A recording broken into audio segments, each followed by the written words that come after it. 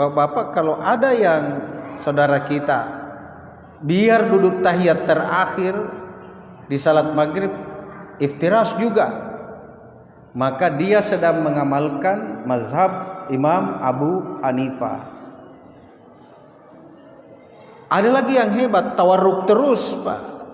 Itu sebahagian pengikut Imam Malik. Jadi pokoknya duduknya tawarruk laik seperti tahiyat akhir terus, Pak. Jadi tiga cara ini semua dipraktekkan oleh ulama-ulama Ahlus Sunnah wal Jamaah. Tapi nanti Imam Ahmad bin Hambal, saudara-saudara kita di Mekah dengan kita Indonesia dan Malaysia, Brunei yang mengamalkan mazhab Syafi'i, itu kita berbeda, padahal tadinya bersamaan toh. Tadinya bersamaan. Jadi kita berbeda lagi waktu. Kalau salat itu hanya satu kali tahiyat. Satu kali tahiyat seperti salat subuh, salat sunat-sunat yang 2 rakaat, sunnah rawatib, sunnah wudu, sunnah tahiyatul masjid yang 2 rakaat, Pak. Itu mereka berbeda tentang apakah kita iftirash atau tawarruk. Jadi yang tadi itu kan Imam Abu Hanifah jelas tidak kan, karena semua Imam Abu Hanifah itu iftirash semua. Kalau Imam Malik semua tawarruk semua. Tadi yang 2 kalau 4 rakaat hanya Ahmad bin Hambal dan Imam Syafi'i. Tetapi mereka berbeda waktu kalau ada salat 2 rakaat, Pak, seperti salat subuh.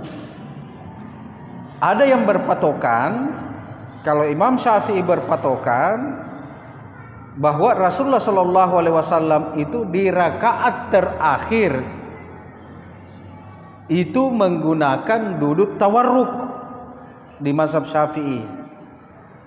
Maka kalau kita salat subuh walaupun tidak ada tahiyat pertamanya, ataukah salat sunat yang 2 rakaat, kalau mau berakhir di mazhab Syafi'i langsung tawarruk.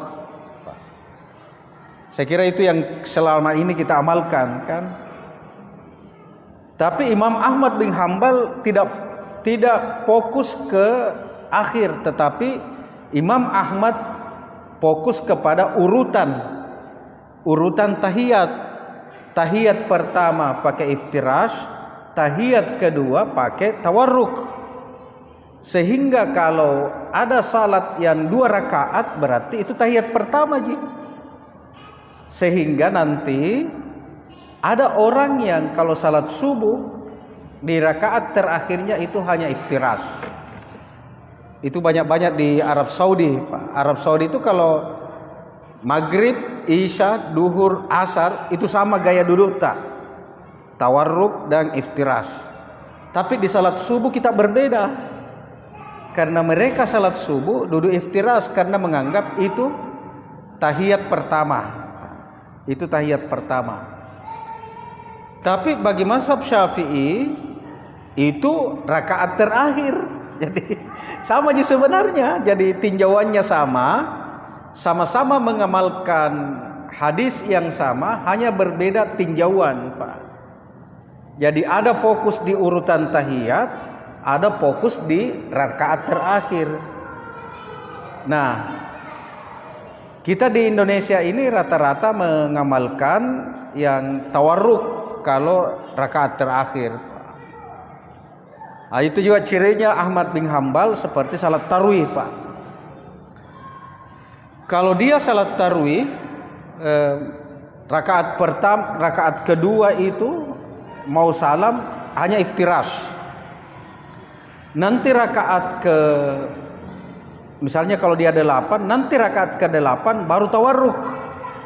Rakaat kedua, ke-4, ke-6, dia iftirash, Pak. Jadi nanti ada juga orang begitu, Pak. Ada nanti kita banyak temui. Ini kita cerita dalam keadaan normal. Tetapi kalau tidak normal, ini tidak menjadi penentu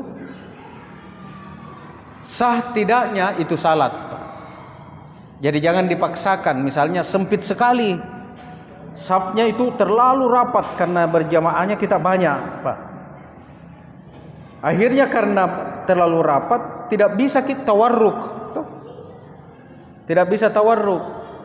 Yang bisa kita lakukan nanti di hadis sebentar model ketiga namanya iq'ah, duduk iq'ah. Tidak bisa juga iftiras, tidak bisa juga tawarruk, tapi yang bisanya iq'ah. Iq'ah itu duduki tumitnya. Jadi kita duduki ini tumit. Dua-duanya tumit baru pantat di atas.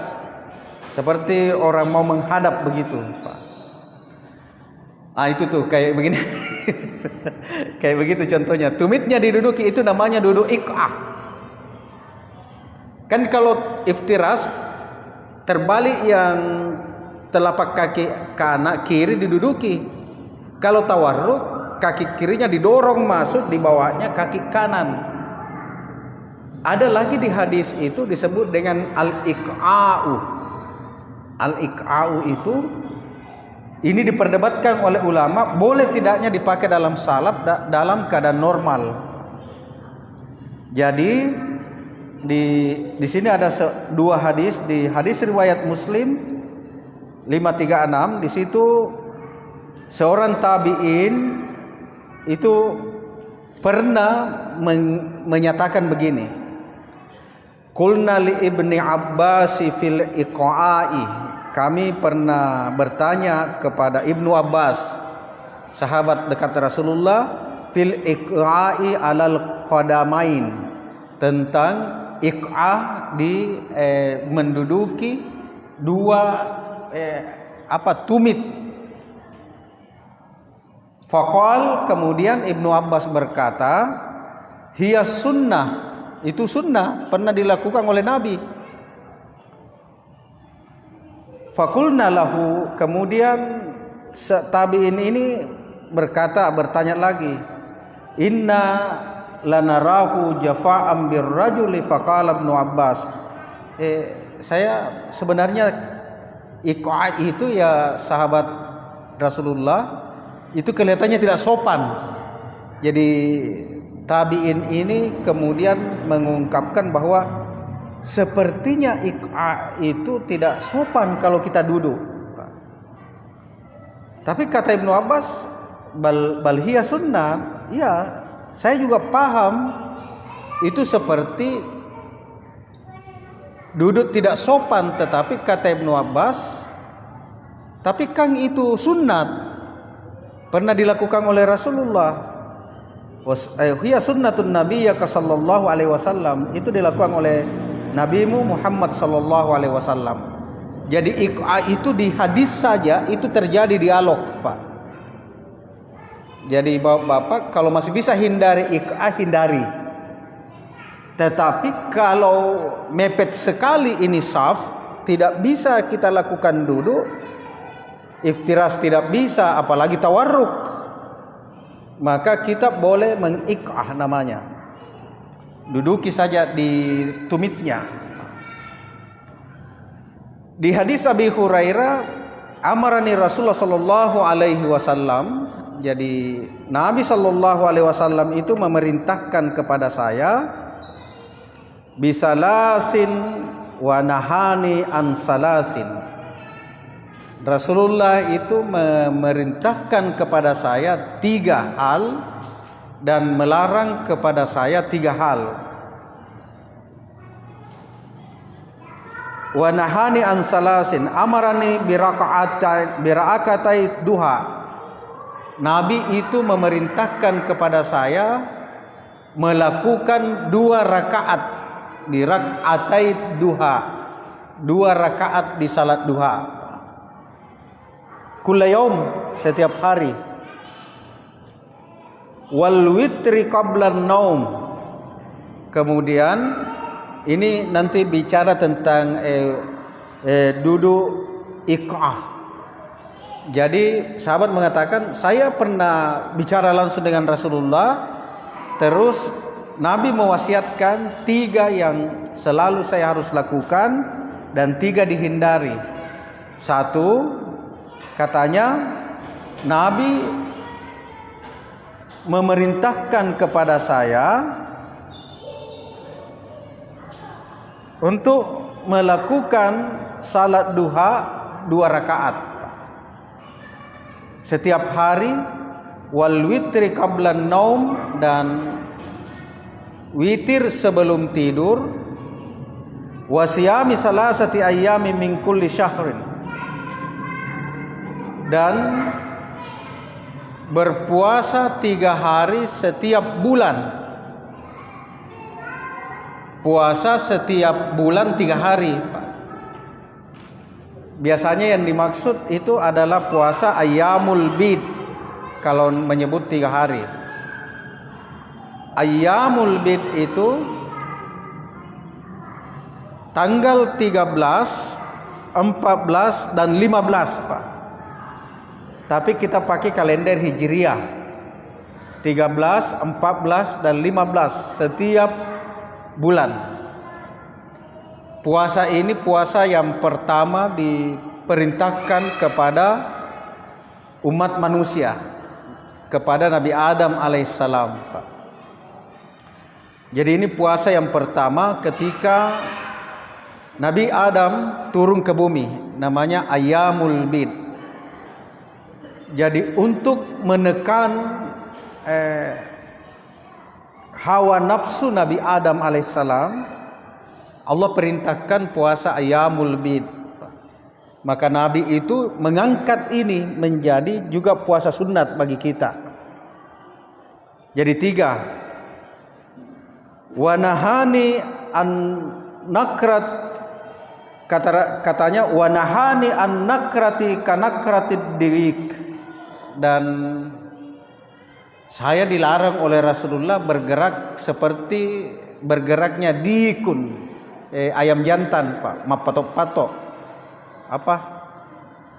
Kalau makan itu ayam jantan, Pak. Perhatikan, kalau ada makanan kayak sendiri mau makan, sambil makan nausir orang di sampingnya, Pak. Jadi kencang itu. Rakus. Ada yang menerjemahkan ini seperti kalau di salat larinya kencang. Ada yang menjelaskan ini hadis tidak boleh menjadi seperti orang rakus.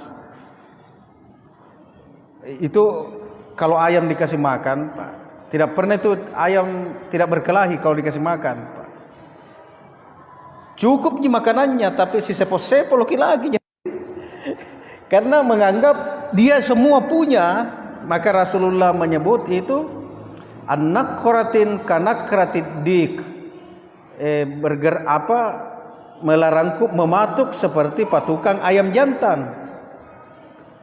Wa iqa'in ka iqa'il kalbi, dan duduk iq'ah. Ini duduk iq'ah seperti duduk iq'ahnya al-kalb.